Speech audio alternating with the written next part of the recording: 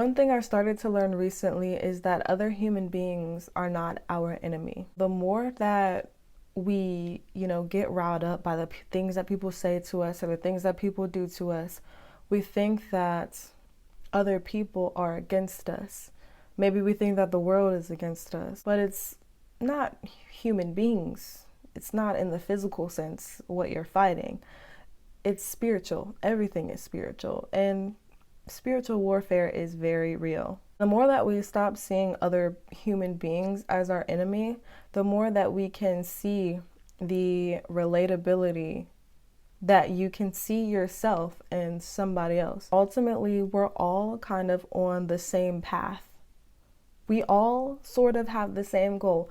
All beings in life want to be happy and healthy and joyful. Think of all the times that you've done something that you regret. And maybe the person that you did that regrettable thing to, you never got closure with them, or you never said sorry to them or whatnot. Sometimes it's difficult to forgive ourselves for things, but think about the amount of times that we've forgiven other people. Sometimes we don't see ourselves as so worthy of forgiveness, but it's kind of about seeing everybody on the same level of playing field.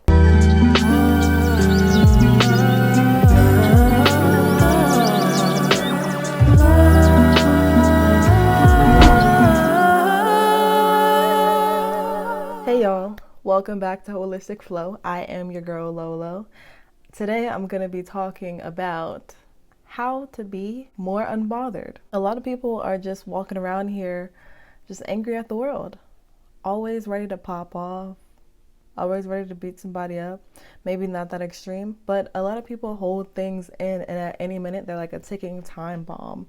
They're just ready to explode. Since I tend to not be so bothered, I decided to talk about how I became more unbothered and how we can all work towards this every single day. A lot of people have actually told me that I have too much patience, that I'm too calm in certain situations, and it's really funny how sometimes when you're too calm or too patient for people, they get angry, like they get upset, and it takes other people off, especially when you're in an argument with somebody else and then you just stop arguing because it's taking too much of your effort.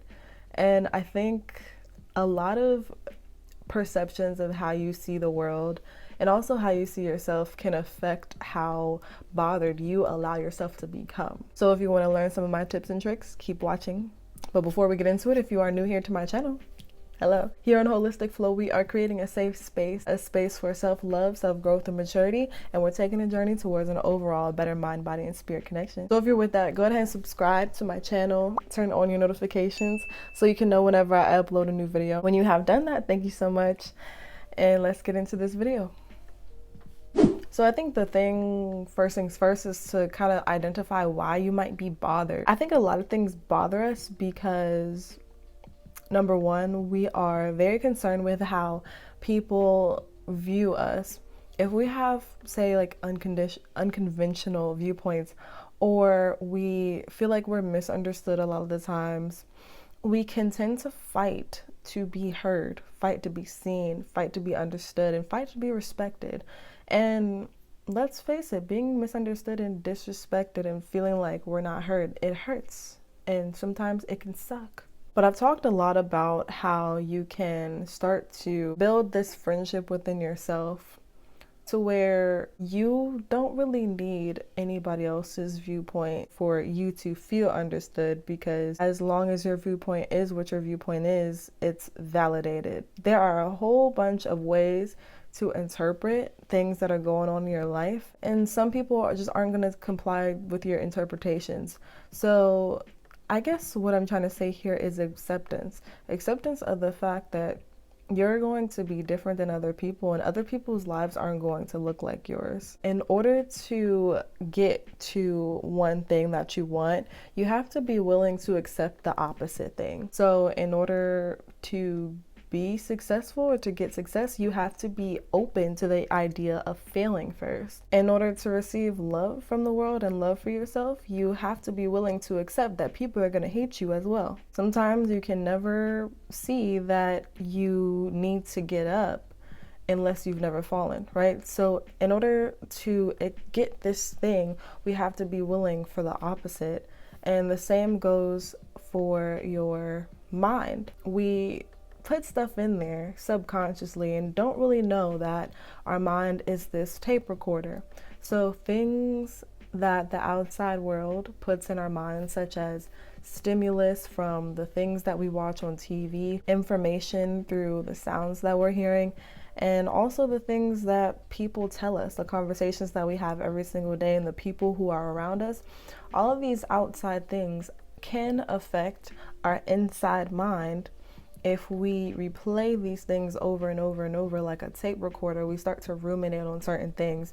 And sometimes the more we ruminate on things, the more that they can make us triggered. So it's also guarding what is in your mind and realizing that what you direct your attention to and what you choose to focus on will ultimately rule over your subconscious and the conscious mind. Sometimes we can even talk ourselves into being bothered. We can talk ourselves into being triggered. And I believe that it's actually healthy to call out the emotions that you're feeling, because that's part of healthy communication. Like when you're actually feeling something, you should communicate to the other person who may have said something or done something that, hey, when you said this or did this, it made me feel blank. I think that's very healthy communication, and I think a lot of people learn that in therapy. But something that we can be more aware of is how we call on certain emotions before we even decide to feel them. So I'll give you an example. Say you're in really bad traffic, and I'm talking like, almost standstill, right? Person behind you, they honk at you one time. Beep, right? And it's okay, you can't move anywhere, right? You can't even switch lanes. Maybe 10 seconds goes by. They beep another time. Beep. And you're like, I can't go nowhere. That's frustrating. And then 20 seconds goes by and they honk at you a third time. And this time you're like, if this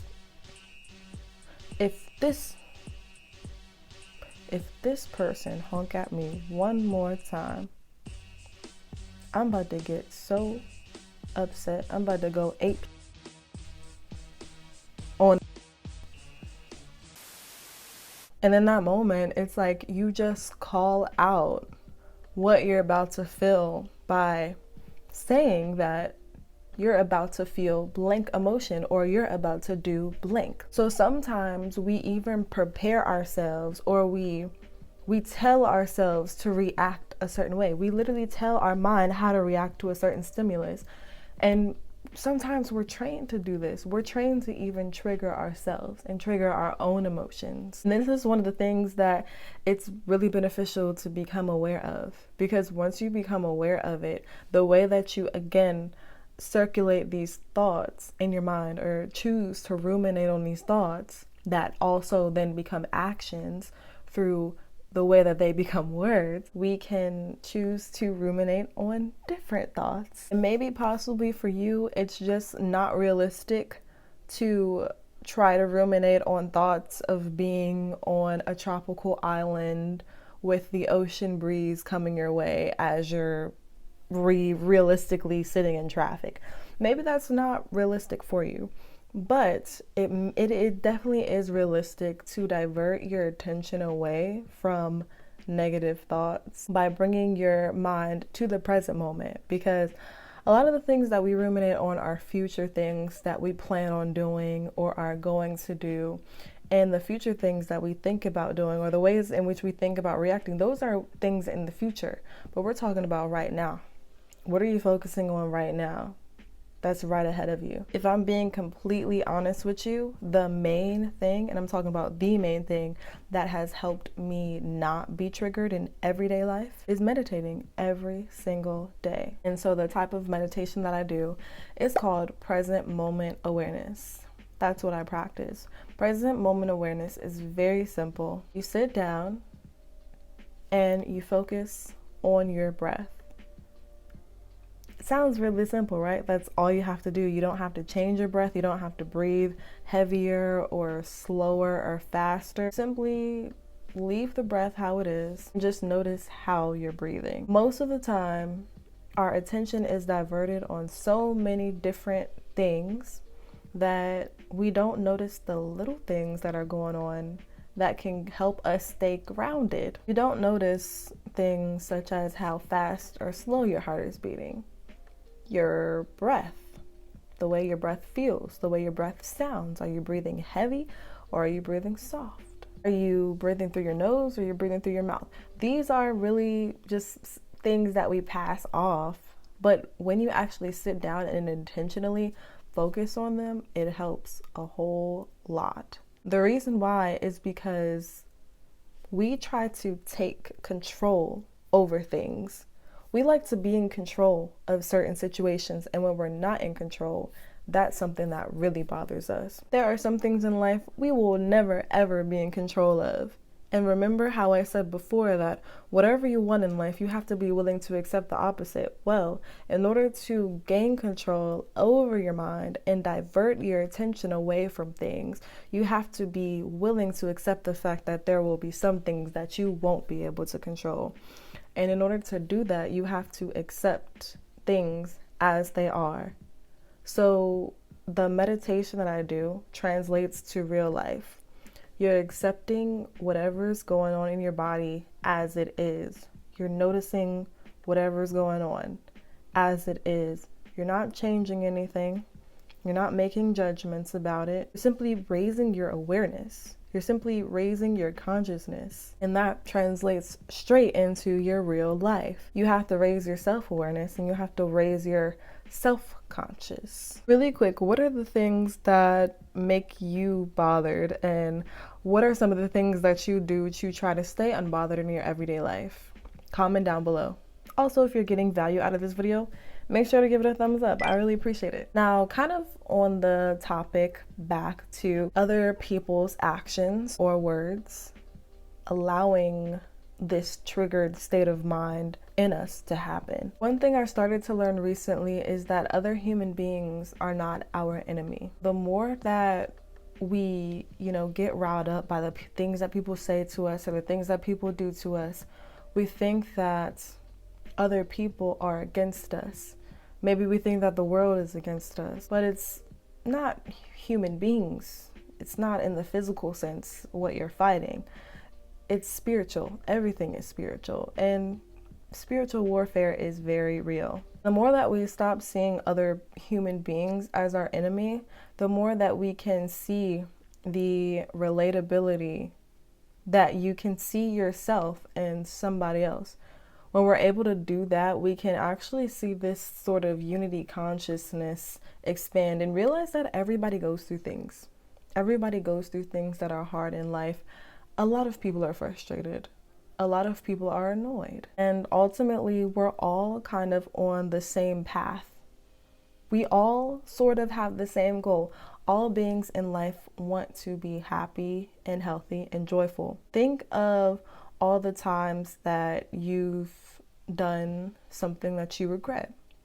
And maybe the person that you did that regrettable thing to, you never got closure with them, or you never said sorry to them or whatnot.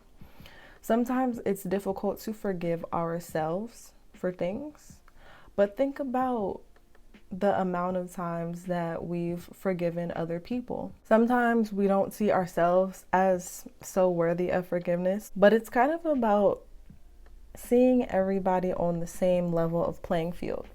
The thing about seeing yourself within other people is being able to see that all wrongdoings are somewhat equal. We all do wrong things. We all do things that we will regret in life. We all do things that are dumb. And I think that's one of the reasons why God wants us to have this ideology that all sin is created equal, all wrongdoing is created equal, because all of us are living for the same goal, the same purpose.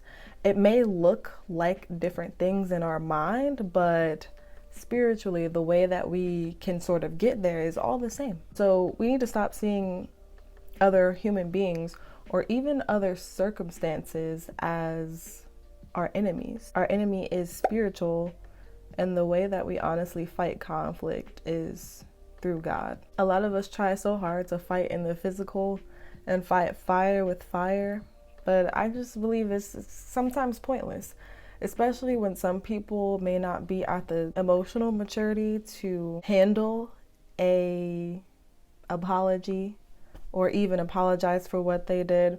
That's when you simply just smile and be on your unbothered way. So I really hope you enjoyed this video. If you did, again, make sure to give it a thumbs up and also subscribe to my channel for more content like this. I hope to see you in my next video. Until then, I'm sending peace your way, love your way, and joy to you, your family, and your friends. All right, y'all. Peace.